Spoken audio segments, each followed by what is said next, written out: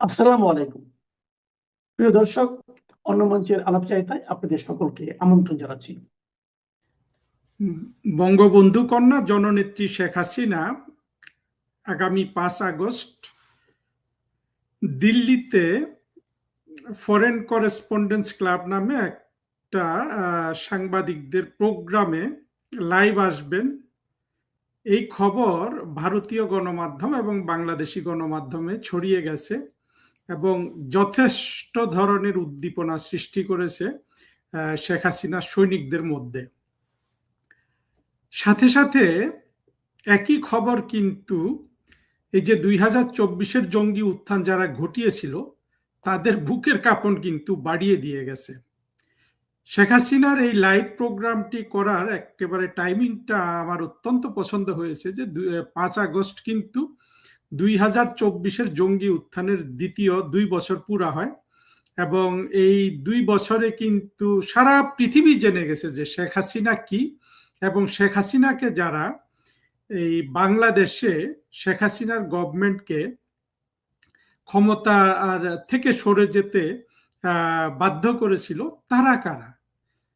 এটার সবচেয়ে একটা বড় প্রতিফলন আমরা দেখতে পাই অতি সম্প্রতি মার্কিন যুক্তরাষ্ট্রের প্রেসিডেন্ট ডোনাল্ড ট্রাম্পের স্পেশাল এনভয় সার্জিও গরের বাংলাদেশ সফরের পর। সেই সফরে আপনারা সবাই দেখেছেন যে 2024 সালে যাদের সাথে মার্কিন যুক্তরাষ্ট্র কোয়ালিশন করেছিল শেখ হাসিনা সরকারের বিরুদ্ধে ষড়যন্ত্রমূলকভাবে অত্যন্ত অন্যায্যমূলকভাবে একটা জঙ্গি উত্থান ঘটিয়ে সেই জামাত এনসিপি কিন্তু সার্জিও গরের দেখা পাননি।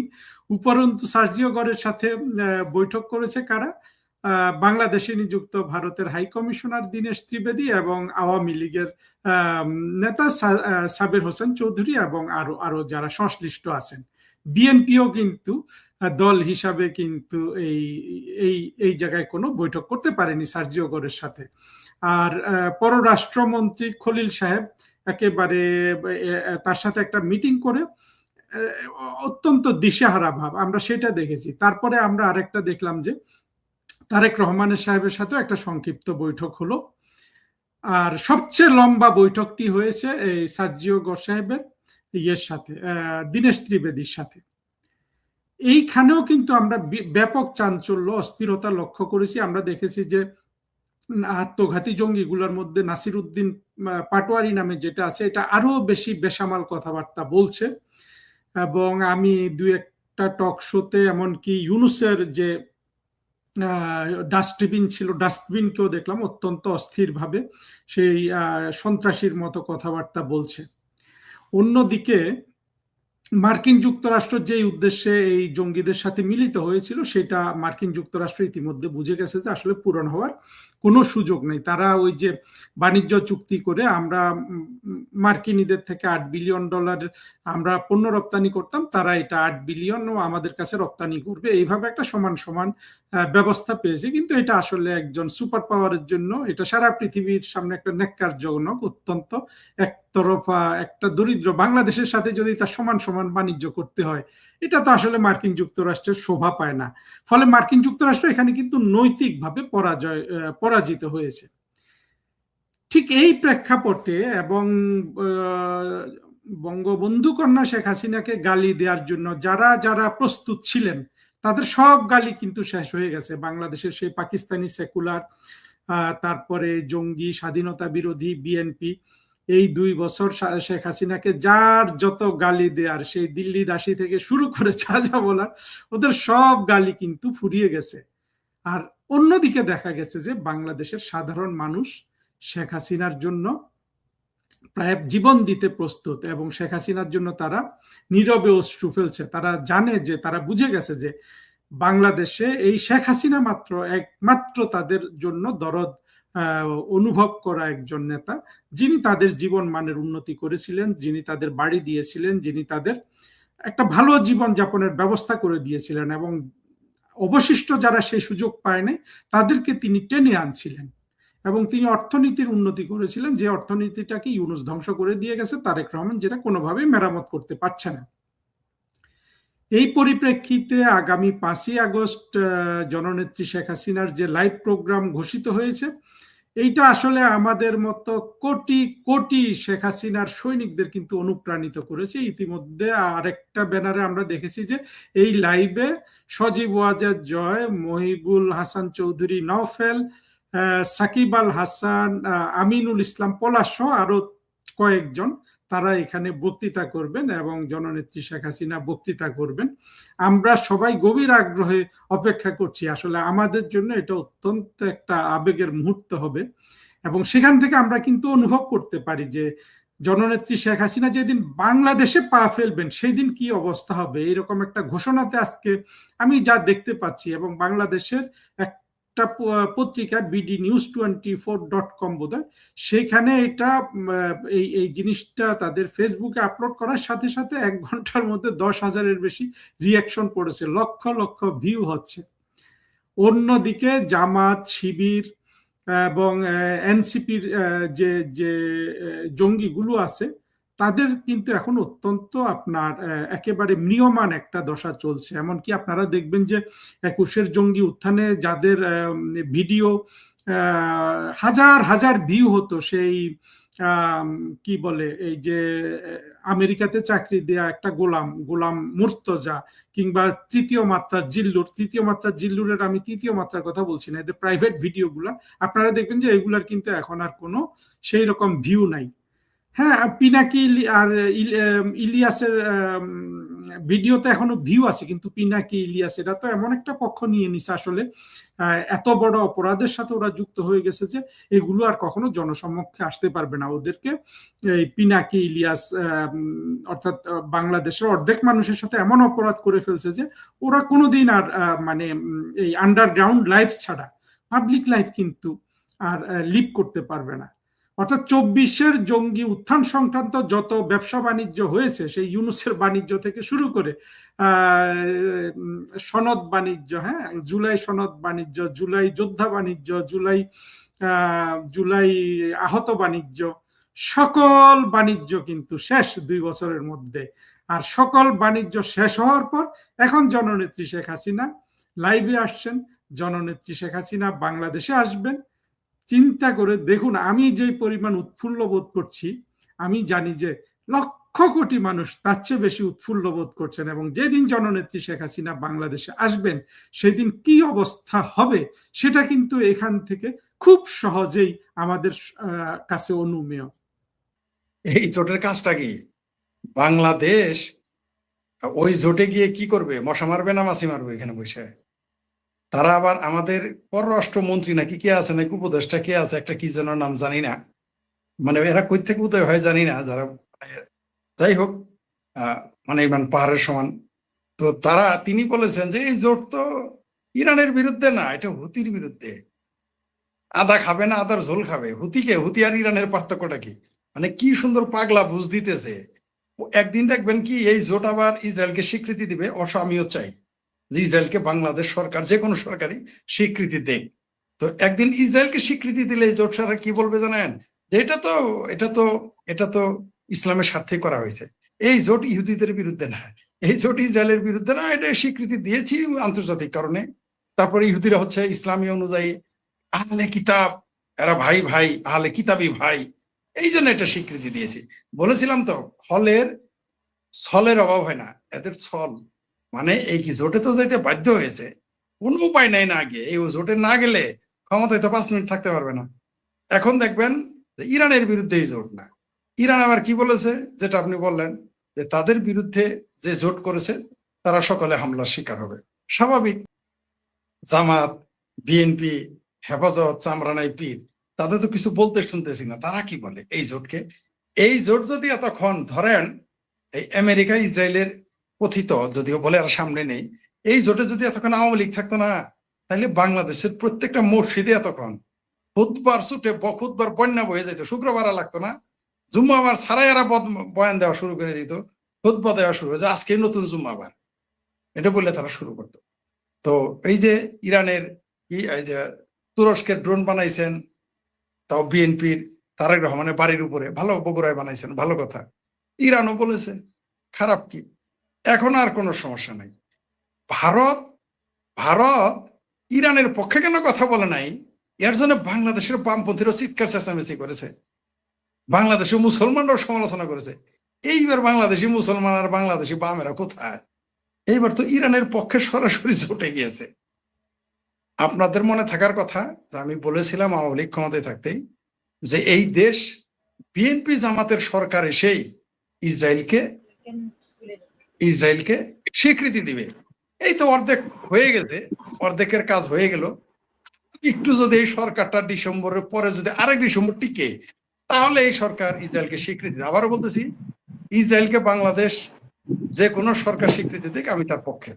আওয়ামী লীগ দিলে সবচেয়ে ভালো হয়, আওয়ামী লীগ সেই সাহস পাবে না, কারণ আওয়ামী লীগের ভিতরে হাজি বেশি, গাজী বেশি, নামাজি বেশি, তারপর আপনার মুর্শিদের সভাপতি বেশি, তাই আওয়ামী লীগ ওই সাহস পাবে না। আর আওয়ামী লীগ যদি ওটা করে, ওটা কুফরি হয়ে যাবে। বিএনপির জামাত জোট সরকারি ইসরায়েলকে স্বীকৃতি দিয়ে যাক, আমরা ওই দোয়াই করি, অন্তত একটা ভালো কাজ করে যাক, এই কাজটা আমরা বলি। কারণ আওয়ামী লীগের পক্ষে সম্ভব না, কারণ আওয়ামী লীগের পক্ষে সম্ভব হলে বহু আগেই স্বীকৃতি দিয়ে দিত। তবে আপনি যেটা বললেন, ইরান যেহেতু হুমকি দিয়েছে, এখন এর আগেও তেলের জাহাজে আমরা দেখেছি যে কাউকে তারা ছাড় দেয় নাই, আমরা দেখেছি। তবে জেনে শুনে বিষ পান করলে কারোর কিছু করার নাই। আর দিন শেষে এই যুদ্ধটা শিয়া সুন্নি মুসলমানের যুদ্ধে নামবে, এটা আপনি নিশ্চিত থাকেন, অলরেডি হয়ে গেছে। এই জোট করার মধ্যে শুধু বাংলাদেশে যুদ্ধে যুক্ত হয় নাই, মূলত এই 14 দলীয় জোট যে করেছে, আগে বাংলাদেশে ছিল আওয়ামী লীগের 14 দলীয় মহাজোট, এখন মধ্যপ্রাচ্যের 14 দলীয় যে মুসলমানদের যে মহাজোট বানাইছে, মজার বিষয় হলো এর মধ্যে কিন্তু তুরস্ক আছে, যে তুরস্ক নাকি মুসলমানদের খলিফা, এরদোগান সেও আছে। এরা দেখবেন এই জোটটা দেখবেন দিন শেষে শেষ মুহূর্তে আরবে শিয়া সুন্নি যুদ্ধে পরিণত হবে। ঠিক এর আগে যেমন সাদ্দামের ইরাক এবং হোমিনিদের ইরান যে যুদ্ধটা করেছিল, সেই দিকেই যাবে এই যুদ্ধটা দিন শেষে। এবং মাঝমাঠ থেকে যারা শুরু করেছিল যুদ্ধ, আমেরিকা এবং ইসরায়েল, এদের দেখবেন আর খেলোয়াড় হিসেবে পাবেন না। এখন তারা খেলবে, মাঠে যারা দর্শক ছিল তাদের দিয়ে ফুটবল খেলাবে তারা, এবং তারা দেখবেন সরে গেছে অলরেডি। পাকিস্তানকে যেদিন পাকিস্তানের ফিল্ড মার্শাল আসিফ মনির যেদিন হোয়াইট হাউসে চা খেয়ে খাইয়েছিল এবং পিঠে থাপ্পড় দিয়ে বলে থাপ্পড় দেওয়াতে আসিফ মনির মনে করেছিল যে কর্তাই কইছে সুধীর ভাই, আনন্দের আর সীমা নাই, এটা আমাদের জামালপুরের প্রবাদ আর কি। মহা খুশি। তখন আমরা বুঝেছিলাম একেতে কোনো না কোনো কাজ করাবে, অলরেডি শুরু করে দিয়েছে। প্রথমে আফগানিস্তানকে হামলা করিয়েছে এই পাকিস্তান আসিফ মনিরকে দিয়ে, এখন ইরানে হামলা করাবে। এবং এই জোটের মূল নায়ক পাকিস্তানকে ধরা হচ্ছে। সৌদি আরব মাসাল্লাহ এদের আনতে এরা বাধ্য, কারণ এদের কাছে টাকা আছে, পয়সা আছে। আর সৌদি আরব টাকা দিবে, $1 দিবে, আমেরিকা ডলার দিবে, আর পাকিস্তান ডলার পেলে নিজের মায়ের বেঁচে ফেলতে পারে। সুতরাং তার পক্ষে সবই সম্ভব।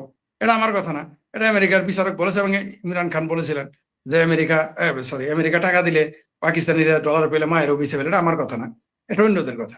তো এই যে শুরু হয়ে গেল এই জোটটা শেষ মুহূর্তে শিয়া ভার্সেস সুন্নি, সুন্নি ভার্সেস শিয়া, এই যুদ্ধ চলমান থাকবে, চলতেই থাকবে। ভেবেছিলাম এই যুদ্ধটা একটা পর্যায়ে গিয়ে থামে, মানে তাও বেশ কয়েক বছর। পাকিস্তান যতই লীলা খেলা আমাদের দেখিয়েছে, আমরা জানতাম যে এই যুদ্ধ থামবার নয়। আমাদের ক্ষুদ্র মাথায় ধরেছিল যে এই যুদ্ধ চলমান, এই যুদ্ধ পারবে, লম্বা হবে। এখন দেখি যতটুকু ভেবেছিলাম লম্বা 5-7 বছর বা 8-10 বছর, আমার মনে হচ্ছে এই যুদ্ধটা আরো বেশি দীর্ঘ হবে, এত কোনো সন্দেহ নাই। সেই কারণে ইরানকে, ওই যে আমার রফিকুল ইসলাম ভুইয়া সাহেব ইরানের পক্ষে ছিল, আপনারা এখন বুঝছেন তো ইরানটা কেন একবারে তাবা করে দেন, ধ্বংস করে দেন। কারণ ইরানকে যদি একবারেই ধ্বংস করে দিত, তাহলে তো জোট করতে পারতো না। কারণ এই জোট দিয়ে আর এক কাজ করাবে এরা। ওই যে জামালপুরের গল্প শুনছেন তো, যে রুটি মাগির ভাইল রান্ধে মুরগি কয় ডাইল, এদের এই জোট করাইছে এক কামে, করাবে আরেক কাজ। নিশ্চিত থাকেন এই জোট শেষ মুহূর্তে শিয়া ভার্সেস সুন্নি যুদ্ধ হবে। এবং আকল না থাকলে যা হয়, এদের দ্রুত ম্যানেজ করা যায় এবং ম্যানেজ হয়। একদিকে আকল নাই, আরেকদিকে টাকা নাই। তো এদের নয় বাংলাদেশ পাকিস্তানের টাকা নাই, তুরস্কের টাকা নাই, কিন্তু মিডল ইস্টের তো টাকা আছে।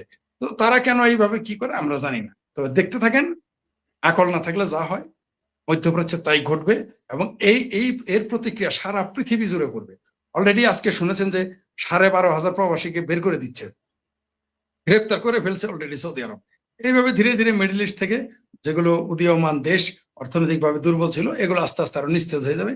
এই গেমটা খেলেছে ওই যে আমাদের সবাই এই গল্পটা জানেন, যে ছোটবেলায় আমরা শুনেছি মুরব্বীরা বলে, যে কারোর সাথে কোনো ঝামেলা করতে চাইলে কারো বাড়ির টিনের বেড়া বা বেড়া মানে ওয়াল, সেখানে গিয়ে একটু মধু ছিটাই আসবি।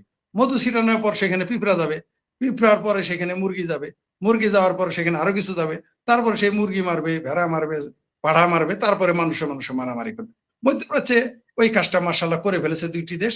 এখন দেখবেন আস্তে আস্তে কি কি ঘটে। এবং জি ধন্যবাদ, যে অত বেশি ভালো নেই, চেষ্টা করতেছি ভালো থাকার। বাংলাদেশে ইরানি হামলা লক্ষ্যবস্তু হবে কিনা, অলরেডি লক্ষ্যবস্তু হয়ে গেছে। কারণ ইরান বুঝে ফেলেছে যে বাংলাদেশ পাকিস্তান যত কথাই বলুক, দিন শেষে এরা সৌদি আরবের পক্ষে থাকবে। মুসলমানেরা এখন, বাংলাদেশ এখন ইসরায়েলি আমেরিকান প্রোডাক্টে পরিণত, প্রোডাক্ট হলে তাও তো একটা ইজ্জত থাকলো, তাদের গোলামে বা গোলামে পরিণত হয়েছে। উপরে ফিট পাটেবের ভিতরে সদরঘাট হয়ে গেছে। আপনি দেখতে পারবেন দিন শেষে এই যুদ্ধটা এরা ইসরায়েলকে তো স্বীকৃতি দেবেই, আবার আব্বাও ডাকবে ইসরায়েলিদের। ইসরায়েলকে তো স্বীকৃতি দেবেই, আবার আমেরিকাকে আব্বা ডাকবে। দেখেন এখানে আপনি ঠিকই বলেছেন যে বাংলাদেশের মুসলমানরা এখন ইসরায়েলি প্রোডাক্ট হয়ে গেছে মতান্তরে। আর মুসলেকা পররাষ্ট্রমন্ত্রী বলেছে যে সৌদি আরবের ডাকে আমাদের যেতেই হবে। কিন্তু সৌদি আরব কিন্তু আমাদের ডাকে আসবে না। আমরা সৌদি আরবের ডাকে যাচ্ছি, সৌদি আরব কিন্তু কোনোদিন আমাদের ডাকে আসে নাই। সৌদি আরব আর পাকিস্তানের একটা এগ্রিমেন্ট হয়েছে, প্রতিরক্ষা চুক্তি হয়েছে, সেখানে বলা আছে সৌদি আরবের উপর হামলা পাকিস্তানের উপর হামলা, পাকিস্তানের উপর হামলা সেটা সৌদি আরবের উপর হামলা। কিন্তু আফগানিস্তান আর পাকিস্তান লাগছে, এখন তো সৌদি আরবকে কোনোদিন শুনলাম না আফগানিস্তানের বিরুদ্ধে একটা বিবৃতি দিতে। আবার একটা জিনিস দেখেন, ইরানের সাথে যে গেমটা এখন খেলতেছে, ইরান কিন্তু বুঝে ফেলেছে। ইরান কিন্তু এমন না যে ইরান এটা বুঝে নাই, জানে নাই। দিন শেষে যখন কাফের মারতে যায় তখন সব মুসলমান এক হয়ে যায়, কিন্তু যখন আবার মুসলমান লাগে তখন কিন্তু কে শিয়া, কে সুন্নি, কে দেওবন্দি, কে বেরেলবি, কে মাজারি, কে অমাজারি, কে লামাজাহাবি, কে মাজাহাবি, এগুলো কিন্তু লেগে যায় নিজেরা। দেখতেই পাচ্ছেন এখন এই যুদ্ধটা দীর্ঘস্থায়ী হবে। এবং ইসরায়েল গেমটা খেলে দিয়েছে, ইসরায়েল এমন একটা সুন্দর গেম খেলে দিয়েছে। বুদ্ধি তাদের তো তারা তো শুধু শক্তিতে আগে নয়, তারা বুদ্ধিতেও আছে। আমি বারবার বলি ম্যাকিয়াভেলি এবং আপনার সানজু, চাইনিজ যে সমরবিদ, ম্যাকিয়াভেলি লেখক, আর ভারতের চাণক্যনীতি, এই তিনটা বললেই বোঝা যায় ইসরায়েল কি করতেছে। সে কি করতেছে, শত্রুকে দিয়ে শত্রুর সাথে খেলা করতেছে, শত্রু না থাকলে শত্রু পয়দা করতেছে। দেখেন ওইখানে যে হামাস নিয়ে তো হাই হুসেন করলো, বাংলাদেশের মুসলমান, ভারতের মুসলমান, পাকিস্তানের মুসলমান সহ সারা দুনিয়ার মুসলমান, এমনকি বামপন্থীরা, সেই হামাস কিন্তু এখন আত্মসমর্পণ করে হাত তুলে বসে আছে, ঠান্ডা হয়ে গেছে। গেম তারা কিন্তু খেলে দিয়েছে। তারা এখন লেবানন দখল করতেছে, সিরিয়ার সাথে প্রতিরক্ষা চুক্তি করে ফেলেছে অলরেডি। আর রইল বাকি এই মুসলমান দেশ, দেখেন এই যে 14 জোট বানায় ফেলছে, এবং এটা আরো ঘটতে থাকবে, এটা শেষ হবে না। ইসরায়েল শুধু যে অস্ত্রের শক্তিতে শক্তিশালী নয়, সে শুধু যে পড়ালেখা জ্ঞান বিজ্ঞানে এগিয়ে নয়, কূটনীতিতেই শুধু এগিয়ে নয়, সে যুদ্ধনীতি কৌশল, আমি যুদ্ধের সামরিক কথা বলি নাই, সেটা তো তারা আছেই। মানে যুদ্ধের যে কূটনীতি, সে কত এক্সপার্ট। দেখেন বাংলাদেশ পাকিস্তানকে সে কিভাবে তার পক্ষে কাজ করাচ্ছে, কিভাবে কি কৌশলে মুসলমানদের দিয়ে কাজ করাচ্ছে, এবং এটা ঘটবে, এটাই স্বাভাবিক। এগুলো এখন বুঝাইতে পারবেন না। ইসরায়েল আর এই যে 2023-এর 7ই অক্টোবরের সেই হামাসের সন্ত্রাসী কর্মকাণ্ডর পরে ইসরায়েল যেহেতু উচ্ছেদ করবে, এটা আমরা তখনই বলেছিলাম, বলার কারণে আমাদেরকে কাফের ইহুদি দালাল বললো। কিন্তু আমরা যা দেখতেছিলাম তাই বললাম, এখনো বলে রাখছি, এই যে মুসলমানদের যে 14টা দেশের জোট, এই জোটটা দিন শেষে ইরানের বিরুদ্ধে কাজ করবে। এবং দেখবেন এই পাকিস্তান ইরানে হামলা করবেই। ইরান বাংলাদেশে হামলা করবে কিনা তা জানি না, কিন্তু সে পাকিস্তান ইরানে হামলা করবেই, লাগবে। এই হুতি মারতে মারতেই ইরানের সাথে লেগে যাবে, কোনো সন্দেহ নেই। আর এই হুতিরা কারা আমরা জানি, হুতি এক ভাগ ইরানের দখলে, মানে তাদের যে সন্ত্রাসী গোষ্ঠী, আরেক ভাগ দুবাই এবং সৌদি আরবের দখলে। তো এখন মুখোমুখি কারা হবে, আপনি দেখেন কি ঘটতে থাকে। তবে যুদ্ধ দীর্ঘস্থায়ী হবে নিঃসন্দেহে। আপনি যেটা বললেন, বাংলাদেশের মুসলমান, পাকিস্তানের মুসলমান এখন ইসরায়েলি প্রোডাক্টে পরিণত হয়েছে। জি ধন্যবাদ আপনাকে। আমি আজকে এখানে বলে রাখলাম, রেকর্ড করা থাকলো, 27 সালে নির্বাচন দিতে হবে, সেই দাবি আমেরিকা তুলবে। আমেরিকা হাত ছেড়ে দিয়েছে। আমি পান্না ভাই আপনাকে বলেছিলাম যে এরা তো ইউনুস তো আমেরিকাকে দলিল দিয়ে গেছে, পজিশন দিতে পারে নাই। এখন আমেরিকা ব্যবসা করবে, শেখ হাসিনা সমতার ভিত্তিতে ব্যবসা করবে আমেরিকার সাথে। কেন, আমেরিকা তো আওয়ামী লীগের শত্রু না। এবং সার্জিও গোর যে বার্তাটা দিয়েছেন, আরেকটা কথা আমি আপনাকে বলছি, এটা আপনি চেক করে দেখুন। ঢাকায় মার্কিন দূতাবাসকে নির্দেশ দিয়েছেন, নির্দেশটা উনি দিয়েছেন 31 জুলাই আওয়ামী লীগের সঙ্গে যোগাযোগ বাড়ানোর জন্য। একই নির্দেশ তিনি দিল্লি মার্কিন দূতাবাসকে দিয়েছেন আওয়ামী লীগের সঙ্গে যোগাযোগ বাড়াতে। এগুলা কি ইঙ্গিত? তো খুবই স্পষ্ট, খুবই পরিষ্কার। শেখ হাসিনা যেদিন আসবেন, ওনাকে সিওভ করবেন একাধিক পশ্চিমা কূটনীতিক, সেখানে সার্জিও গৌরব থাকবেন, কার্যকর থাকবেন। সেখানে সার্জিও গৌরব থাকবেন। সারা দেশে বোমা এবং বোমা সদৃশ নানান ধরনের বস্তু উদ্ধার হচ্ছে। সবচেয়ে বড় কথা হচ্ছে সাভারে সম্ভবত প্রেসার কুকার আকৃতির বড় বোমা পাওয়া গেছে এবং এটি রিমোট কন্ট্রোল যুক্ত ছিল, পুলিশ যেটি জানিয়েছে। এবং এইসব ঘটনাকে কেন্দ্র করে সারা দেশে সতর্কতা জারি করেছে পুলিশ। আসলে বিহাইন্ড দ্য স্ক্রিন কি ঘটতে যাচ্ছে, বিশেষ কিছু নাকি এগুলো গতানুগতিক যা ঘটে তাই? অনেক অনেক ধন্যবাদ।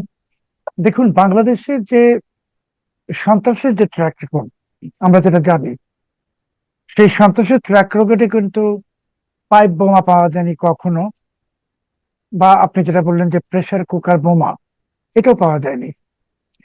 পাইপ বোমা এবং প্রেসার কুকার বোমা এটা শুধুমাত্র দুইটা জঙ্গি সংগঠন ব্যবহার করে। একটা হলো লস্কর ই তৈয়বা, আচ্ছা। আর হলো আল কায়দা। সব থেকে অবাক জিনিস হলো যে আজকেই দেখলাম যে মেট্রো রেল স্টেশনের নিচে যে দুটো পাইপ বোমা পাওয়া গেছে, ওই পাইপ বোমা ঘটনাটার সময় সিসি ক্যামেরা বন্ধ ছিল। আচ্ছা। তাহলে নিশ্চয়ই জঙ্গিরা তো আর সিসি ক্যামেরা বন্ধ করে নাই। হুম হুম। এবং যে বোমার যে ধারাবাহিক ঘটনাগুলো ঘটছে, মানে আজকেই শুনলাম যে পাইপ বোমা সিসি ক্যামেরা বন্ধ ছিল, কিন্তু এরপর যে কাঁচপুরে বোমা পাওয়া গেল পেট্রোল পাম্পে, এটার কি হয়েছে কোনো ফলো আপ নাই।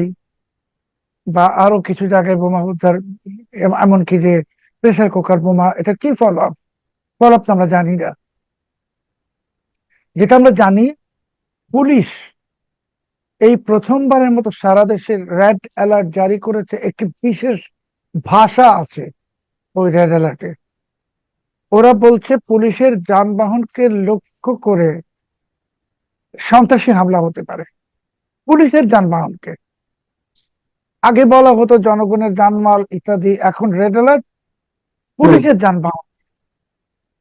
তো পুলিশের যানবাহন তো হামলা আমরা 2024 সালে দেখেছি। আর সাম্প্রতিক সময় পুলিশের যানবাহন কোনো সন্ত্রাসী হামলার শিকার হয়নি, বা এই বোমাগুলো কোনোটাই তো আর রাজারবাগ পুলিশ লাইনেও পাওয়া যায়নি বা কোনো থানাতেও পাওয়া যায়নি।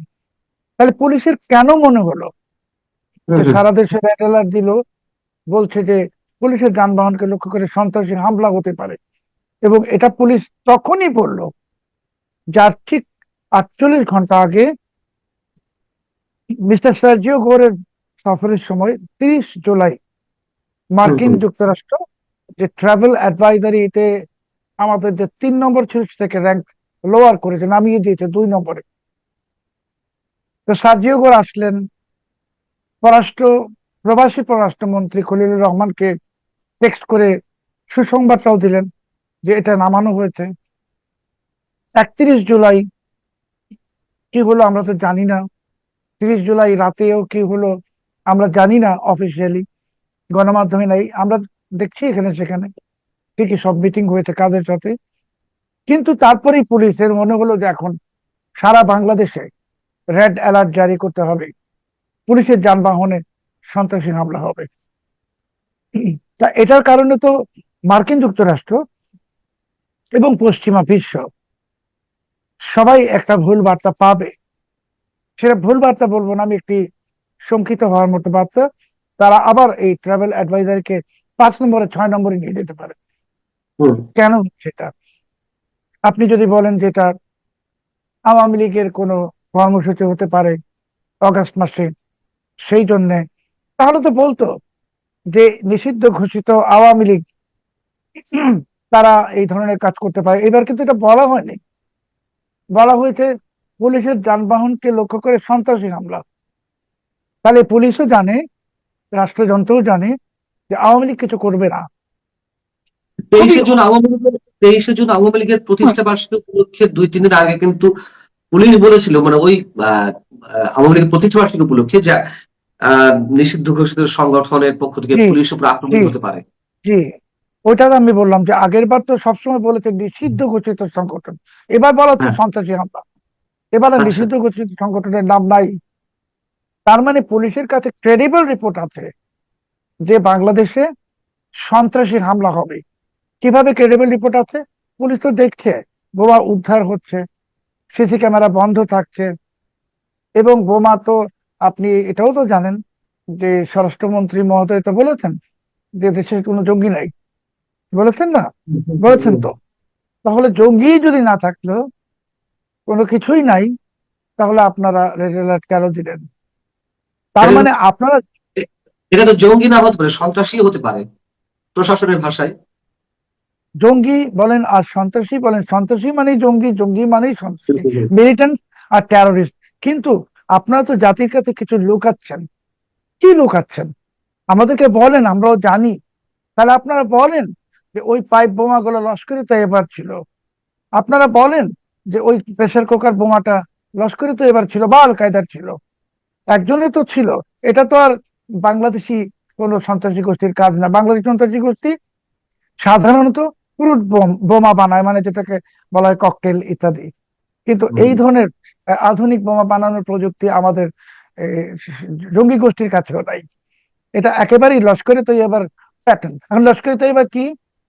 লস্করে তৈয়বা হলো পাকিস্তানি আয়তের মদতপুষ্ট একটি জঙ্গি সংগঠন, যারা ভারতে হামলা চালায়, মুম্বাইতে হামলা চালিয়েছে। আপনি জানেন যে হোটেলে যে হামলা হয়েছিল লস্করে তৈয়বা।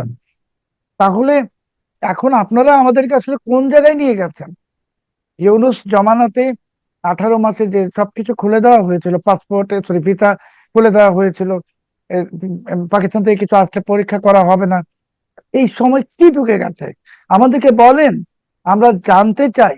কারণ আমরা তো জাতি হিসাবে, পুলিশ যদি আক্রান্ত হয়, পুলিশের যানবাহন আশেপাশে তো আমাদের লোকজন আক্রান্ত হতে পারে, আমরা তো পুলিশের সঙ্গে বসবাস করি, পুলিশরাও তো আমাদের সঙ্গেই বসবাস করে।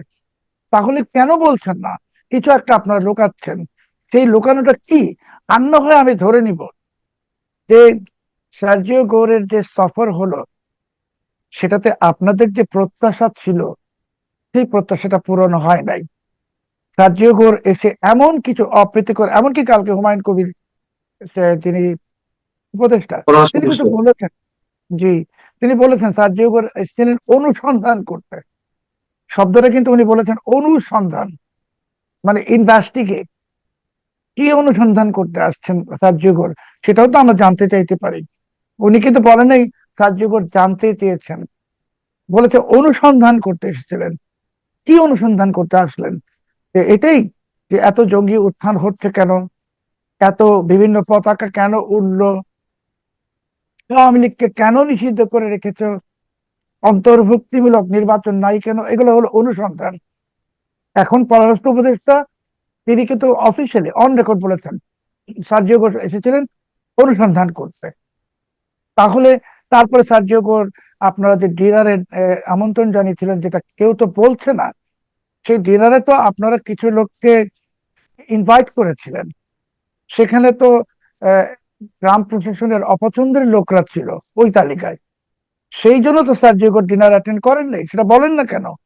আমরা শুনতে চাই উনি ডিনারটায় যাননি কেন। আপনারা কাকে নিতে চেয়েছিলেন সেখানে? আপনার সেই মহামহিমকে কেন নিতে চাইলেন? মহামহিমের লোকদেরকে কেন নিতে চাইলেন? কি প্রেম আপনি ওনার আপনি সাথে আপনার? আপনি যদি খোলাসা করবেন যে কারা কাদের যাওয়ার কথা ছিল এবং কাদের কারণে সার্জিও গোর ওই ডিনারে যেতে চাননি বিধায় সেটি বাতিল হয়েছে। ওই ডিনারে তো মহামহিম বলতে কে? মোহাম্মদ ইউনুস। হ্যাঁ, হ্যাঁ। ওই ডিনারে শফিকুল আলমের যাওয়ার কথা ছিল, ওই ডিনারে আসিফ নজরুলের যাওয়ার কথা ছিল, ওই ডিনারে আলী জাকারের যাওয়ার কথা ছিল। তাহলে এই যে লোকগুলাকে আপনার দিচ্ছিলেন, এই জন্যই তো সে ডিনার অ্যাটেন্ড করে নাই। ডিনার অ্যাটেন্ড করে নাই, না করে সে ফিরে গেছে। ফিরে গিয়ে সে যে ওয়েস্টিন হোটেলে, আমি মানচিত্রের অনুষ্ঠানে আগে বলেছিলাম, আপনার যদি মনে থাকে, যে সার্জিও গোর এসে ব্র্যান্ড স্টেশনের বাসভবনে উঠবেন না, উনি ওয়েস্টিন হোটেলে উঠবেন। তো ওয়েস্টিন হোটেলে তো উনি ডিনার করেছেন। করার পর তো সেখানে আওয়ামী লীগের লোকদের সঙ্গে মিটিং হয়েছে, জাতীয় পার্টির জিএম কাদের সঙ্গে মিটিং হয়েছে। এমন তারপরে তো উনি জামাতের সঙ্গে মিটিং করেন নাই, উনি এনসিপির সঙ্গে মিটিং করেন নাই। কেন করেন নাই? সমস্যাটা কোথায় হলো? আপনারা তো এটা লুকাচ্ছেন আমাদের কাছে। পরের দিন যে দীনেশ ত্রিবেদীর সঙ্গে 1 ঘন্টা বৈঠক হলো, 1 ঘন্টা রুদ্ধদ্বার, যে বৈঠকে এমনকি ব্রায়ান ক্রিস্টেনসেনকেও অ্যালাউ করা হয় নাই। তারপর ব্রায়ান ক্রিস্টেনসেন এই বৈঠকের পরে সার্জিও গোরের সাথে দীনেশ ত্রিবেদী ওই দিন বিকেলেই 31 জুলাই ভারত চলে গেছেন।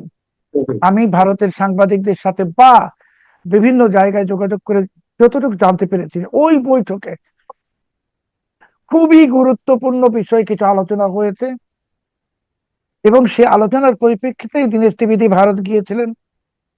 এবং সেই আলোচনার একটি ছিল 5ই অগাস্ট শেখ হাসিনা একটি সংবাদ সম্মেলন করবেন, যেটাতে মার্কিন যুক্তরাষ্ট্র সম্মত। যার কারণে দীনেশ ত্রিবেদী গেলেন 31 তারিখ। 1 তারিখে ঘোষণা আসছে শেখ হাসিনা ফরেন করেসপন্ডেন্স ক্লাবে এবার সংযুক্ত হবেন, উনি এবার রেকর্ডেড ভার্সন বাজাবেন না।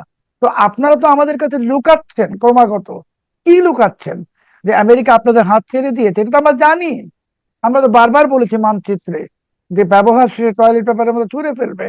তো আপনারা বলুন যে আপনাদেরকে ছুঁড়ে ফেলেছে, আমরা আপনাদের তো সাথে আছি। আপনারা যে ভুলগুলো করেছেন সেটা স্বীকার করেন, 3 গুণ দামে এলএনজি কেনা বন্ধ করেন। কারণ আপনাদেরকে তো আর আমেরিকা রাখতেছে না, বাদ দিয়েছে। এখন ভারত আমেরিকা একই অক্ষে চলে আসছে, সাথে রাশিয়াও আছে। খুবই অবাক ঘটনা যে রাশিয়া বাংলাদেশের সঙ্গে রূপপুর পারমাণবিক বিদ্যুৎ কেন্দ্রের পেমেন্টস ভারতীয় মুদ্রায় চায়। ভারতীয় মুদ্রায় কেন চায়? ওরা ডলারে নিবে না, কারণ ওরা তো ডলার ওদের জন্য নিষিদ্ধ। তো ভারতীয় মুদ্রায় চায় মানে কি? ওরা বাংলাদেশি মুদ্রায় নিবে না। বলা তো হয়েছিল পাকিস্তানি মুদ্রায় দেয়, নিচ্ছে না তো, ভারতীয় মুদ্রায় দিতে হবে। তাহলে আপনি ভারতীয় মুদ্রা পাবেন কোথায়? আপনাকে ডলার খরচ করে ভারতীয় মুদ্রা কিনতে হবে।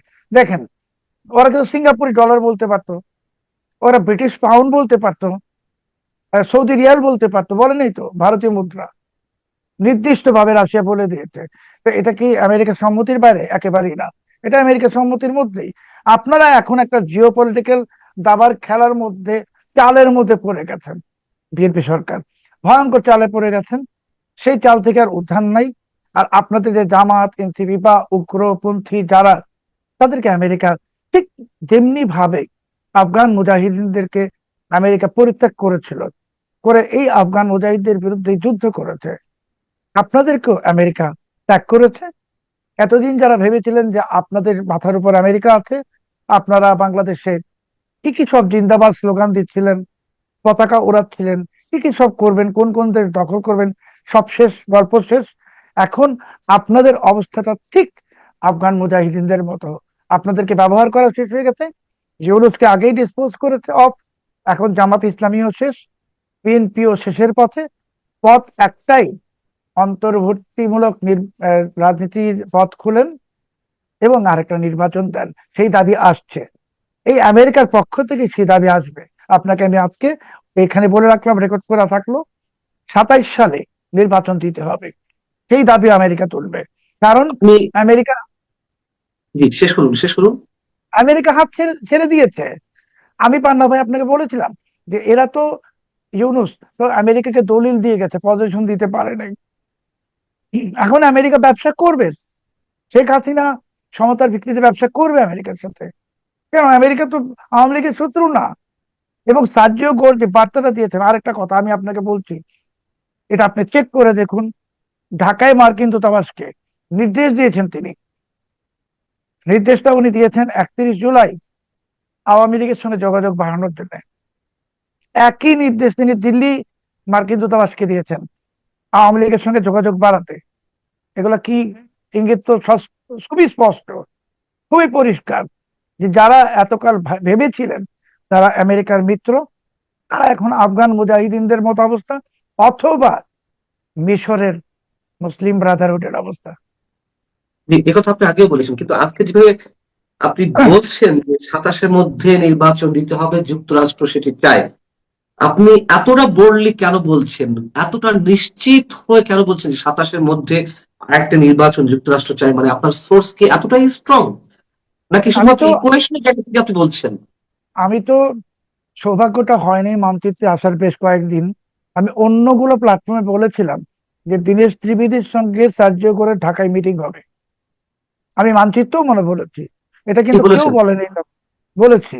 এবং আমি এই কথাটাও বলেছিলাম, আপনার যদি মনে থাকে, যে সার্জিও গোর আওয়ামী লীগের সঙ্গে মিলে যাচ্ছেন, যোগাযোগ রাখছেন শেখ হাসিনার সঙ্গে নিয়মিত। এই কথাটাও বলেছিলাম, সেটা মানচিত্রে বলেছি না কোথায় বলেছি। আপনারা এখন কি দেখছেন? দিনের টিভির সঙ্গে বৈঠক হয়েছে না? হয়েছে। আওয়ামী লীগের সঙ্গে বৈঠক হয়েছে না? হয়েছে। টিএম কাদের সঙ্গে বৈঠক হয়েছে না? হয়েছে। জামাত এনসিপির সঙ্গে বৈঠক করেনি। তাহলে বার্তা, আপনার যদি সোর্স বলেন, হ্যাঁ, আমার সোর্স তো এতটাই স্ট্রং যে আমি বলছি তো, যে এইবার সাহায্যকর দাবি করে গেছেন উত্থাপন, অন্তর্বর্তীমূলক রাজনীতি। এরপরই শেখ হাসিনা বাংলাদেশে আসলে দেখবেন দাবি আসবে নির্বাচন, নিশ্চিত থাকতে পারেন। আরেকটি আচ্ছা, নির্বাচন হবে, সেটা 2027 সালেই দিতে হবে। আমি আরেকটু ব্যাখ্যা চাই আপনার কাছ থেকে। 27-এর মধ্যে নির্বাচন দিতে হবে, মধ্যবর্তী নির্বাচন যুক্তরাষ্ট্র এটি চাইছে। কেন চাইছে? মানে যুক্তরাষ্ট্রের সঙ্গে বাংলাদেশের যে কথিত বাণিজ্য চুক্তি, সেই চুক্তি জায়গা থেকে তো আমরা সবাই বলছি যে আমরা দাস অনুদাসে পরিণত হয়েছি। যুক্তরাষ্ট্র যা চাইবে আমাদেরকে তাই করতে হচ্ছে বা করতে হবে। বোয়িং কেনা থেকে শুরু করে আরো অন্য অনেক কিছু এর মধ্যে হয়েছে। তাহলে কেন যুক্তরাষ্ট্র এখন বিএনপি সরকারকে চাইছে না, অথবা তারা মধ্যবর্তী একটা নির্বাচনের দাবি করতে পারে? যুক্তরাষ্ট্র আমাদের কাছে বিক্রি করবে, তাহলে বিক্রি করলে আমাদের তো টাকা থাকতে হবে কেনার মতো। আমরা তো বিদেশি কোনো ঋণ পাবো না, এশীয় উন্নয়ন ব্যাংক, বিশ্ব ব্যাংক কেউ টাকা দিবে না। চায়নার যে কোম্পানিটা টাকা দিতে চেয়েছিল মংলা বন্দরের পাশে স্পেশাল মিলিটারি কমপ্লেক্সের জন্য, $265 মিলিয়ন নাকি $507 মিলিয়ন, তো সেই কোম্পানিতে তো আমেরিকার ব্ল্যাক লিস্টেড। আপনি চায়না থেকে টাকা নিতে পারবেন না। টাকা আপনাকে বিদেশি ওয়ার্ল্ড ব্যাংক থেকে নিতে হবে, আইডিবি থেকে নিতে হবে। আমেরিকা বুঝে গেছে যে ওই সংস্থাগুলো বিএনপিকে টাকা দিবে না, বিকজ পলিটিক্যাল স্টেবিলিটি নাই, অন্তর্ভুক্তিমূলক রাজনীতি নাই। পলিটিক্যাল স্টেবিলিটি ছাড়া কেউ টাকা দিবে না। আর আপনি যে একটা আমি দামি সংসদ বানিয়ে রাখছেন জামাতকে দিয়ে ইত্যাদি, এটা যে আসলে কৃত্রিম। জামাতকে তো বিশ্বাস করতেছে না আন্তর্জাতিক অর্থ ঋণ দানকারী প্রতিষ্ঠানগুলো, বিএনপি কে ওরা। তাহলে যারা ঋণ নিছে 17 বছর, 15 বছর, বছরের পর বছর, সেই পরিবেশটা সৃষ্টি করতে হবে। হাজার হাজার কারখানা বন্ধ হয়ে গেছে, একটা কারখানা খুলছে না। বাংলাদেশের বস্ত্র খাতের যে রপ্তানি কমে যাচ্ছে, প্রতিদিন কমে যাচ্ছে। তো আমেরিকা তো শঙ্কিত, কারণ ওরা তো বিক্রি করবে। আপনি টাকা দিয়ে কিনতে হবে, টাকাই আপনার না থাকলে আমেরিকা কি বিক্রি করবে? আপনাকে তো ফ্রিতে কিছু দিবে না। এই জন্য আমারটা আমেরিকা একটু চাচ্ছে, অবশ্যই অবশ্যই আপনার এই জন্য কথাগুলো লন্ডন। এই জন্য আমেরিকা চাচ্ছে এমন একটা অ্যাটমসফিয়ার বাংলাদেশে, যে অ্যাটমসফিয়ারকে আন্তর্জাতিক বিশ্ব আস্থায় নিবে, ওয়ার্ল্ড ব্যাংক আস্থায় নিবে, এডিবি আস্থায় নিবে, টাকা দিবে। টাকা দিবে, বিদেশি বিনিয়োগ আসবে, আমেরিকা ব্যবসা করবে। ব্যবসা করতে তো আমাকে কেউ ফ্রি অফ কস্ট দিবে না। বিএনপি সরকার টাকা পাচ্ছে না, এটা আমেরিকা শিওর হয়ে গেছে। 5.5 মাস 6 মাস হয়ে গেছে, কোনো টাকা পায়নি। ইউনুস তো পায়ই নাই, ভবিষ্যতেও পাবে না। আমেরিকা এই জন্য অস্থির হয়ে গেছে যে ব্যবসা করার যে একটা তাদের আকাঙ্ক্ষা, বিক্রি করার। কি বিক্রি করবে? কার কাছে বিক্রি করবে? টাকা তো নাই। এটাই হলো মূল কারণ। কিন্তু পাল্টা বক্তব্য তো শোনা যায়, আপনি যে কথাগুলো বলছেন তার পাল্টা বক্তব্য তো অনেক আগে থেকেই আছে, যে নতুন কিছু নয়, যে মার্কিন ডিপ স্টেট আবার জামায়াতকে ক্ষমতা আনতে চায়, এবং মার্কিন এক সাবেক ডিপ্লোম্যাট, তার একটি অডিও বের হলো, তারা এই নির্বাচনে জামাতকে চেয়েছিল। এইগুলো তাহলে কোন ধরনের ডিজাইন? আসলে কে কোন দিকে হাঁটছে? মার্কিন এম্বাসির যে অডিও বার্তাটা লিক হলো, এটা মার্কিন এমবেসি ইচ্ছা করে লিক করে দিয়েছে। কারণ আপনি তো আমেরিকান এমবেসিতে গেছেন, ওখানে তো কোনো ইলেকট্রনিক ডিভাইস নিয়ে যাওয়া যায় না। হুম, তো ওটা তো ওরাই লিক করেছে, ওয়াশিংটন পোস্ট ওই রিপোর্টটা চেপেছে। মানে একটা অসমর্থিত সূত্র থেকে একটা অডিও কথা একজন লোকের, হুম, হুম। সে কে সে পরিচয় নাই, ওয়াশিংটন পাবলিশ করে দিয়েছে। কেন? জামাতকে কনফিডেন্স দেওয়ার জন্য, যে তোমরাই ক্ষমতায় আসছো, নির্বাচনে অংশ নাও। কারণ এটা আমেরিকা জানতো যে জামাত যদি সক্রিয় না হয় নির্বাচনটা ইউনুস দিবে না। আমেরিকা তো চাইছিল যে ইউনুসকে তো পরিস্থিতি বাইডেন প্রশাসন, তো এখন এখান থেকে বের হয়ে আসার জন্য একটা নির্বাচন এবং বিএনপি কে ক্ষমতায় আনা। আমেরিকা জানতো বিএনপি ক্ষমতায় আসবে, কিন্তু জামাতকে একটি ভুল স্বপ্ন দেখানো হয়েছে। কি স্বপ্ন? যে নির্বাচনে তোমরা জিতবা, যেমনি ভাবে ইউনূসকে আর একটা স্বপ্ন দেখানো ফাইন, হয়েছে। আমি আপনার যুক্তি বুঝতে পারছি, কিন্তু কিন্তু ডিপ স্টেটের তো একটা খেলা রয়েছে, এবং যে খেলার মাধ্যমে একটা প্রাথমিক পর্বে আমরা দেখলাম যে আওয়ামী সরকারের পতন। যদি খেলা নাই থাকে তাহলে তো পতনটা এইভাবে হতো না। তাহলে না, তারা কি চায় আসলে? আওয়ামী লীগ সরকারের পতন তো ডিপ স্টেট ঘটিয়েছে। তখন একটা এজেন্ডা ছিল, একটা এক্সপেকটেশন ছিল, কিন্তু সেই এক্সপেকটেশনটা 18 মাসে ইউনূস পূরণ করতে পারে নাই, ফেল করেছে, ইকোনমি কলাপস করে গেছে, দেশে মবক্রেসি আমেরিকা পছন্দ করে না।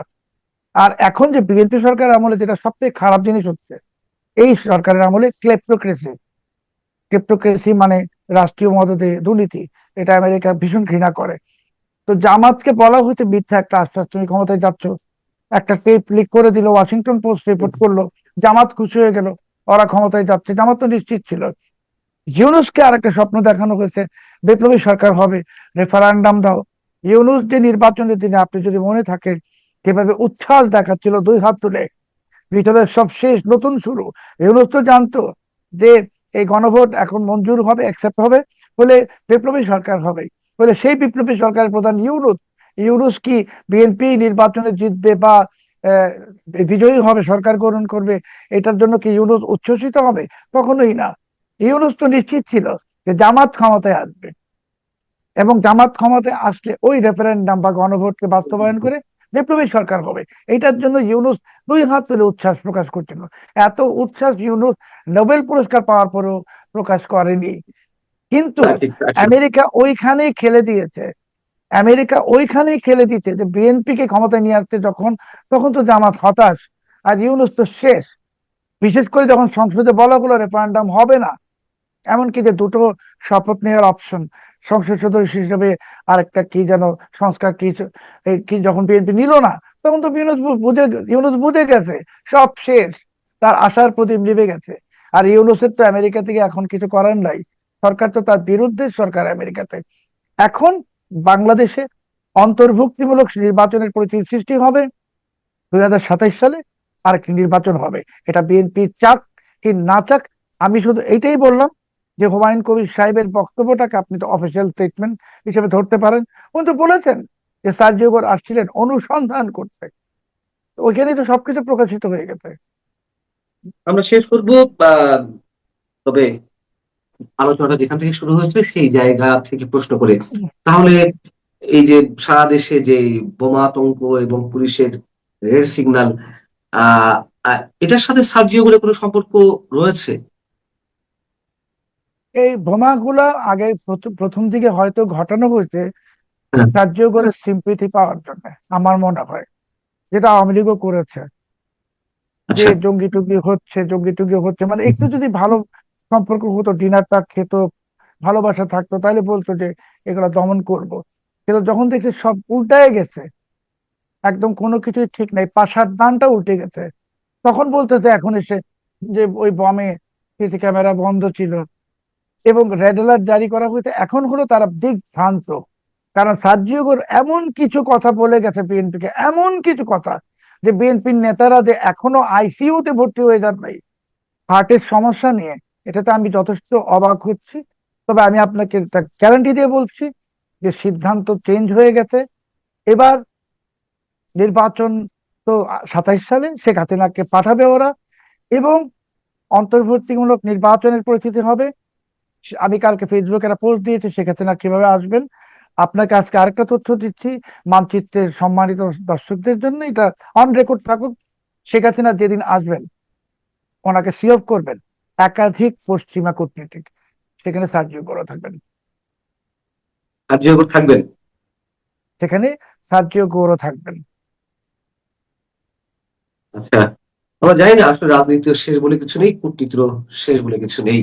আহ তবে আপনি বোমা আতঙ্ক নিয়ে যেটি বলছিলেন, লস্করে তয়বা বা পাকিস্তানের যে উগ্র জঙ্গিবাদী গোষ্ঠী, তাদের যে সম্পৃক্ত অথবা তারা এই ধরনের বোমা তৈরি করে থাকে, তাহলে এটাকে আমরা রিলেট করবো কিভাবে? একদিকে জঙ্গিবাদী গোষ্ঠীর কথা বলছিলাম, আর একদিকে এক ধরনের নাটক, যে সিম্প্যাথি পাওয়ার জন্য এই ধরনের বোমা টোমা রেখে দেওয়া এখানে সেখানে, মানে আসলে বিষয়টা কি? না, যখন ক্যামেরা বলছে বন্ধ হচ্ছিল, হ্যাঁ, সিসি ক্যামেরা বন্ধ ছিল, তাহলে আমি কি বুঝবো? সিসি ক্যামেরা বন্ধ তো সরকার রাখে, মানে সরকারকে পরিষ্কার করতে হবে হ্যাঁ, আমাদের কাছে, যে সিসি হ্যাঁ, ক্যামেরা বন্ধ এক জায়গায় ছিল, প্রেসার কুকারের জায়গায় সিসি ক্যামেরা কোথায় গেল, বা ওই কাঁচপুর ব্রিজের যে পেট্রোল পাম্পের সেখানে কি হলো, সরকার তো বলছে না পরিষ্কার ভাবে কিছু। আমি যেটা বলতে চাচ্ছি, যে যদি এই বোমাগুলো সিসি ক্যামেরা যারা বন্ধ করেছে তারা রেখে থাকে, তাহলে গল্পের স্ক্রিপ্ট একটা। হুম, হুম। আর যদি এটা লস্করে তৈয়বারা রেখে থাকে, তাহলে পুলিশ যে রেড অ্যালার্ট দিয়েছে সেটা তারই ধারাবাহিকতা। আমার মনে হচ্ছে বাংলাদেশে ইউনূসের জঙ্গি শাসনের সময় এত বিশাল পরিমাণ জঙ্গিদেরকে পাকিস্তান থেকে বাংলাদেশে প্রবেশ করিয়েছে, এত জি। বিশাল সংখ্যক বিস্ফোরক ইত্যাদি এসেছে। এখন বাংলাদেশের জাতীয় নিরাপত্তার জন্য এই জঙ্গিবাদ উগ্রবাদ ভয়ঙ্কর হুমকি হয়ে দাঁড়াবে, এবং এটা পুলিশ জেনে গেছে, রাষ্ট্রযন্ত্রও জানে। সালাউদ্দিন সাহেব যদি এখন দয়া করে আর শাক দিয়ে মাছ ঢাকার চেষ্টা না করে আমাদেরকে পরিষ্কারভাবে বলেন যে ইয়েস, এটাই দেশের সামনে একটা ক্রাইসিস, আমরা জঙ্গিবাদ দমনে জিরো টলারেন্স অপারেশনে নামবো, অস্ত্র উদ্ধার করেন, হাজার হাজার অস্ত্র আসছে পাকিস্তান থেকে, বিপুল বিস্ফোরক আসছে, উদ্ধার করেন, জিরো টলারেন্স, কে কোথায় কি ইনভলভ এটা দেখা যাবে না, তাহলে বিএনপি সরকারের জন্য ভালো হবে। চাঁদাবাজি বন্ধ করেন, দুর্নীতি বন্ধ করেন। ঠিক 2 বছর আগের কথা মনে আছে? 2024 সালের 5ই অগাস্ট চারিদিকে ধ্বংসলীলা, আর এই ধ্বংসলীলার মুখে টানা 15 বছরের শাসন হারিয়ে তড়িঘড়ি করে ঢাকা ছেড়েছিলেন শেখ হাসিনা। তারপর থেকে আজ পর্যন্ত ভারতের মাটিতে এক প্রকার অন্তরালে নিভৃতবাসে ছিলেন তিনি। কিন্তু দীর্ঘ 24 মাস পর সেই নীরবতা এবার ভাঙতে চলেছে। হ্যাঁ, ঠিকই শুনেছেন, ক্ষমতাচ্যুত হওয়ার দীর্ঘ 2 বছর পর ভারত থেকে প্রথমবারের মতো প্রকাশ্যে আসছেন বাংলাদেশের সাবেক প্রধানমন্ত্রী শেখ হাসিনা। শুধু তাই নয়, দিল্লির রাজপথের কাছাকাছি এক মঞ্চে তিনি ঘোষণা করতে যাচ্ছেন তার ভবিষ্যৎ রাজনৈতিক রোডম্যাপ এবং কিভাবে তিনি আবার ঢাকায় ফিরে আসবেন সেই প্রস্তাবিত বার্তা। ভারত থেকে প্রকাশিত ঐতিহ্যবাহী পাক্ষিক সাময়িকী ইন্ডিয়া টুডে গতকালই এই সংক্রান্ত এক আলোড়ন সৃষ্টিকারী প্রতিবেদন প্রকাশ করেছে। এই মুহূর্তের ভিডিওতে আমরা বিস্তারিত বিশ্লেষণ করব ঠিক কি ঘটতে যাচ্ছে আগামী 5ই আগস্ট, কারা থাকছেন তার পাশে, এবং ঢাকার বর্তমান রাজপথের রাজনীতিতে বা এর কি প্রভাব পড়বে। পুরো প্রতিবেদনটি আমরা সাজিয়েছি আপনাদের জন্য, শেষ পর্যন্ত সঙ্গে থাকুন। ইন্ডিয়া টুডের এক্সক্লুসিভ রিপোর্ট অনুযায়ী আগামী 5 আগস্ট 2026 অর্থাৎ শেখ হাসিনা সরকার পতনের ঠিক দ্বিতীয় বার্ষিকীর দিনটিতে আয়োজন করা হয়েছে এই নজিরবিহীন অনুষ্ঠানটি। New Delhi South Asian Foreign correspondents Club বা এফসিসি সাউথ এশিয়ার উদ্যোগে একটি ভার্চুয়ালি প্রোগ্রামে প্রধান বক্তব্য রাখবেন শেখ হাসিনা। নয়াদিল্লির মথুরা রোডে অবস্থিত ঐতিহাসিক স্যার মার্ক টুলি অডিটোরিয়ামে সন্ধ্যা 6টা থেকে রাত 7টা 30 পর্যন্ত 90 মিনিটের একটি বিশেষ মিথস্ক্রিয়া ও লাইভ সেশনটি অনুষ্ঠিত হবে। এএফসিসি সাউথ এশিয়ার সোশ্যাল মিডিয়া প্ল্যাটফর্মগুলোতে এই আলোচনাটি সারা বিশ্বের দর্শকরা সরাসরি দেখতে পাবেন। ক্ষমতা হারানোর পর থেকে শেখ হাসিনা গণমাধ্যম ও গণজামায়াত এড়িয়ে চলছিলেন, ফলে গণমাধ্যমের মুখোমুখি হয়ে প্রকাশ্যে বক্তব্য দেওয়ার এটি হতে যাচ্ছে তার জীবনের একটি অন্যতম ঐতিহাসিক অধ্যায়। দর্শক, আসুন একটু পেছনে ফিরে তাকায় 2024 সালের জুলাই আগস্টের সেই দিনগুলোর কথা স্মরণে আনা যাক। বিতর্কিত কোটা পদ্ধতি সংস্কারের দাবিতে শুরু হওয়া ছাত্রদের আন্দোলন দেখতে দেখতে কিভাবে এক সরকার পতনের আন্দোলনের রূপ নিয়েছিল। 2024 সালের 5 আগস্ট আন্দোলনকারীদের ঢাকা অভিমুখে লং মার্চ এবং সরকারি ভবনগুলোতে ভাঙচুর ও নজিরবিহীন বিক্ষোভের মুখে শেখ হাসিনা তার দীর্ঘ 16 বছরের শাসনের ইতি টেনে ভারতে আশ্রয় নিতে বাধ্য হন। আর ঠিক 2 বছর পর 2026 সালের 5ই আগস্টে তিনি বেছে নিলেন তার নীরবতা ভাঙার দিন হিসেবে। রাজনৈতিক বিশ্লেষকরা মনে করছেন দিনটির নির্বাচন অত্যন্ত তাৎপর্যপূর্ণ। যে দিনে তার শাসন পতন হয়েছিল সেই দিনটিতেই তিনি তার নিজের রাজনৈতিক পুনর্বাসন ও ঢাকায় ফেরার কৌশল দেশবাসীর সামনে তুলে ধরতে যাচ্ছেন।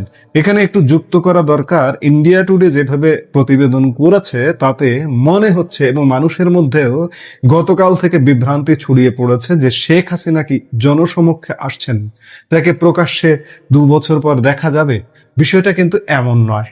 এই যে অনুষ্ঠানটি হতে যাচ্ছে, এই অনুষ্ঠানটিতে তিনি ভার্চুয়াল এবং ভিডিও নয় এটি নিশ্চিত করেই বলা যায়, অডিওতে যুক্ত হবেন। তিনি যেভাবে যুক্ত হন তার দলের সোশ্যাল মিডিয়া পেজে বা তার বিভিন্ন প্ল্যাটফর্মে, ঠিক সেই প্রক্রিয়াতেই এই কাজটি কিন্তু শেখ হাসিনা সরকার পতনের পর ভারতে গিয়ে একটু নিঃশ্বাস নেবার পর থেকেই করে যাচ্ছেন। গত প্রায় 1.5 বছর, কমপক্ষে 1.5 বছর ধরে তো করে যাচ্ছেনই। সেটি একটু বৃহৎ প্ল্যাটফর্মে, সংবাদ মাধ্যমের সামনে এবং একটি আনুষ্ঠানিক আয়োজনে তিনি অংশ নিতে যাচ্ছেন।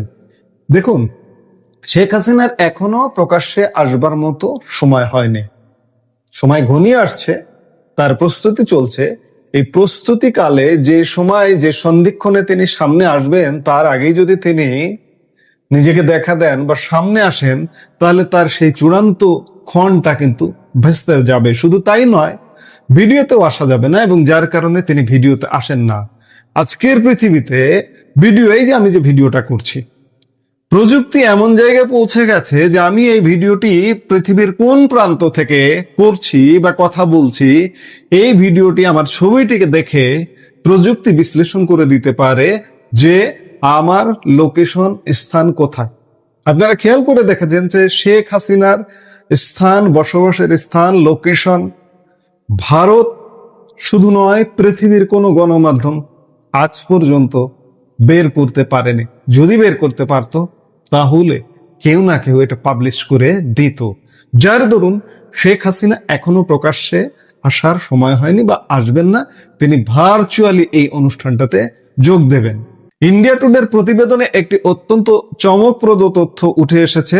দিল্লির এই ভার্চুয়াল ইভেন্টে কিন্তু কেবল একা শেখ হাসিনা থাকবেন না, তার সাথে যোগ দিচ্ছেন সাবেক আওয়ামী লীগ সরকারের বেশ কয়েকজন শীর্ষ রাজনৈতিক ব্যক্তিত্ব, কূটনীতিক, মানবাধিকার কর্মী এবং জাতীয় স্তরের আইকনরা।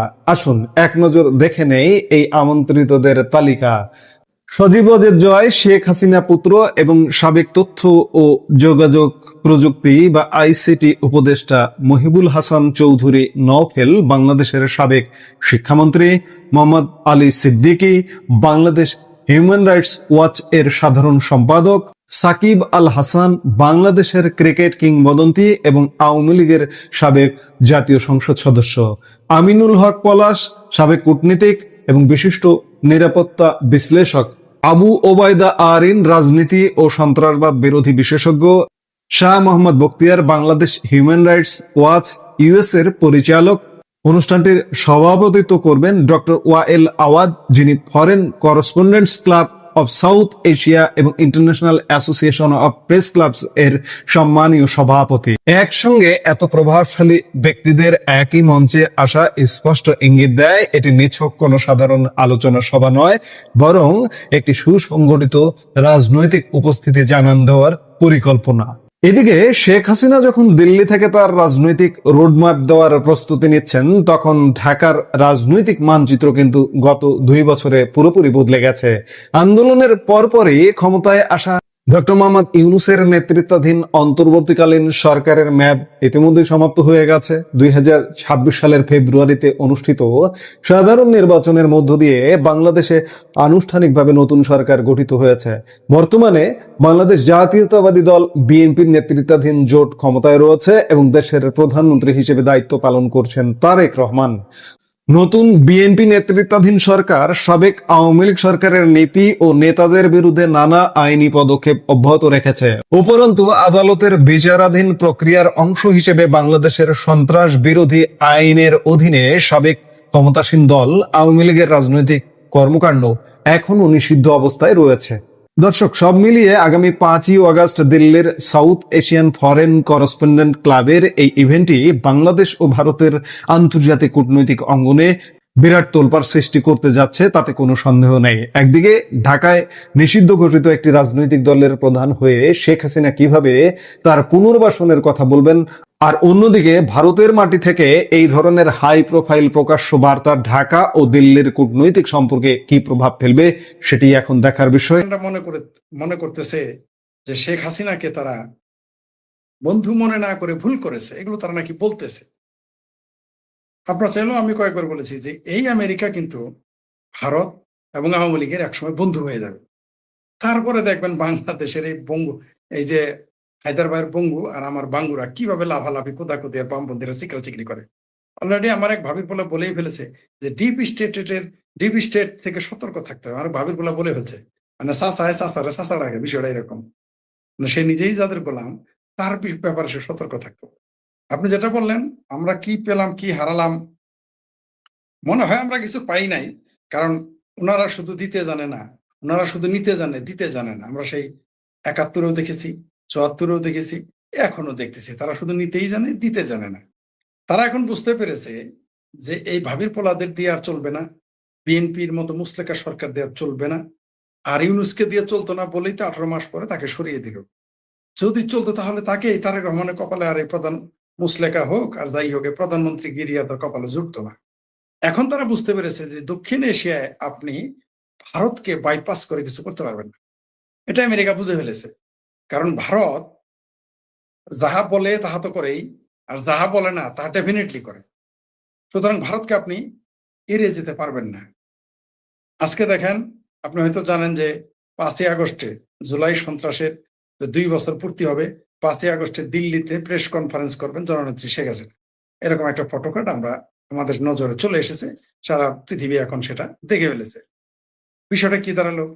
এইদিকে সাবের হোসেন চৌধুরীর সাথে বৈঠক, অন্যদিকে প্রধানমন্ত্রীর সাথে দেখা না করে তিনি চলে গেলেন। আপনি যে মেহমান সাহেবের নাম বললেন, সাদা চামড়ার লোক, বিষয়টা কি ইঙ্গিত দেয় যে এখানে একটা পরিবর্তন হতে যাচ্ছে।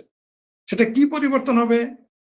সরাসরি সংগঠিত পরিবর্তনটা না হওয়ার আগে আমরা সব হুবহু বলতে পারবো না, কিন্তু বাংলাদেশে যে আরেকটা রাজনৈতিক ঝড় আসতেছে, আরেকটা রাজনৈতিক সাইক্লোন আসতেছে, এটা সুস্পষ্ট। এবং এটা কোন দিকে যাবে শেষ মুহূর্ত আমরা জানি না। আর আপনি যেটা বললেন, আমাকে সুনির্দিষ্ট প্রশ্ন করেছেন, আমাদের কি লাভ লস। আমাদের তো লাভ হওয়ার প্রশ্নই নাই এখানে। কতটুকু লস ঠেকানো যায় সেটা আমাদের দেখার বিষয়।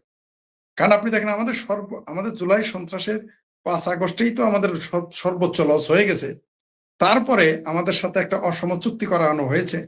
তারপরে আমাদের সংবিধান, আমাদের মুক্তিযুদ্ধকে যেভাবে হস্তন্যস্ত করা হয়েছে এবং হচ্ছে, পাশাপাশি সর্বশেষ যেটা করলো, এই যে 14 দলীয় মহাজোট ইরানের বিরুদ্ধে, হুতির বিরুদ্ধে, এটা আমাদের সবচেয়ে বেশি ক্ষতি হয়ে গেল। কারণ এই হুতিরা না শুধু ইরানের সীমান্তেই, জলসীমানায় বাংলাদেশের পানির জাহাজ কিন্তু আসতে পারবে না। যত কথাই বলেন, এমনিতেই বাংলাদেশের গ্যাসের দাম কিভাবে হুহু করে বাড়তেছে আপনি জানেন, কারেন্টের, বিদ্যুতের ভৌতিক বিল আসতেছে আপনি জানেন, এমনকি বাংলাদেশের অর্থনীতি ধস নামতেছে তাও জানেন। এতে আরো বেশি ক্ষতি হবে। সেই কাজটা তিনি করে গেলেন। আমি বললাম তো, যুদ্ধটা দেখেছিলেন প্রথমে ইউক্রেন যুদ্ধ সরতে সরতে সরতে সরতে চলে আসলো গাজাতে। গাজা থেকে যুদ্ধটা সরতে সরতে চলে গেল কোথায়? ইরান থেকে যুদ্ধ সরতে সরতে এখন সেই যুদ্ধ সৌদি আরব, কুয়েত, কাতার, বাহরাইন, জর্ডান, দুবাই সবাই অংশগ্রহণ করে ফেলেছে। এমনকি ইউক্রেন ইরানের জাহাজে হামলা করে বসেছে, মানে ইউক্রেনে এই যুদ্ধে অংশগ্রহণ করে ফেলেছে। তাহলে বিষয়টা কি দাঁড়াইলো? অথচ এই ইউক্রেনের কাছেই ইরান তার ভায়া তুরস্ক তার ড্রোন পাঠাইতো রাশিয়াকে মারতে। এখন সেই ইউক্রেন তার জাহাজে হামলা করেছে। মানে বিষয়টা কোন দিকে যাচ্ছে? যুদ্ধ হলো বেলুনের মতো, অর্থাৎ আপনি একটা বেলুনের ভিতরে বাতাস থাকে, আপনি যে জায়গায় ধরে চাপ দিবেন বাতাসটা সেখানে থাকবে না, আরেক দিকে চলে যাবে। যেই না হাতটা সরাবেন আবার সেখানেই বাতাসটা ফিরে আসবে। যুদ্ধটা এরকম, যুদ্ধ এদিকে চাপ দিবে বন্ধ হবে, আরেক দিকে চলে যাবে, আবার এটা খুলে দিবে, আরেক দিকে বন্ধ হবে। এইভাবে যুদ্ধটা চলতে থাকে। এটা শুধু যে সাধারণ যুদ্ধ নয়, আমাদেরকেও এই যুদ্ধ অলরেডি সংযুক্ত করা হয়ে গেছে। আপনি যেটা বললেন আজকে ভারতে, যেটা আমাদের ভূঁইয়া সাহেব বললেন যে ভারতের সাথে যদি আমাদের আগের মতো সুসম্পর্ক থাকতো তাহলে কিন্তু এই জোটে নাও যাওয়া হতে পারতো, হয়তো বা যেত না বাংলাদেশ। আবার দেখেন ওইদিকে আসিয়ানে বাংলাদেশকে নিবে না বলে দিয়েছে।